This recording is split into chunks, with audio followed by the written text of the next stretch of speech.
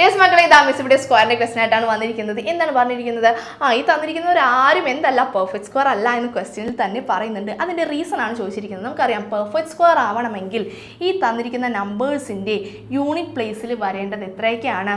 0, 1, 4, 5, 6 and 9.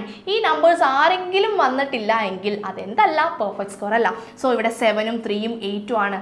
ഇവരെന്തല്ല perfect square അല്ല. Reason എന്താണ്? അവരുടെ യൂണിറ്റ് പ്ലേസിൽ വന്നിരിക്കുന്നത് ഈ നമ്പേഴ്സ് ആരുമല്ല, അതുകൊണ്ട് അവരെന്തല്ല പെർഫെക്റ്റ് സ്ക്വയർ അല്ല. ബട്ട് ഫോർത്ത് ഓപ്ഷൻ നോക്കിക്കേ, 0 എന്ന് പറയുന്നത് നമ്മൾ ഓൾറെഡി പറഞ്ഞല്ലേ, 0 യൂണിറ്റ് പ്ലേസിൽ വന്നു കഴിഞ്ഞാൽ പെർഫെക്റ്റ് സ്ക്വയർ ആവും എന്ന് പറഞ്ഞു.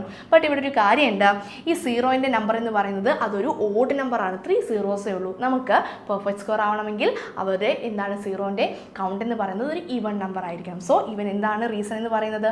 അവിടെ ഓഡ് നമ്പർ ഓഫ് സീറോസ് ആണ്. സോ അവനും എന്തല്ല പെർഫെക്റ്റ് സ്ക്വയർ അല്ല. ഓക്കെ, അപ്പോൾ ഈ നമ്പേഴ്സ് എല്ലാവരെയും നോട്ട് ചെയ്ത് വെച്ചോളൂ. യൂണിറ്റ് പ്ലേസിൽ ഇവരാരും അല്ലെങ്കിൽ അവരാരും എന്തല്ല പെർഫെക്റ്റ് സ്ക്വയർ ആയിരിക്കത്തില്ല. Okay, yes, by.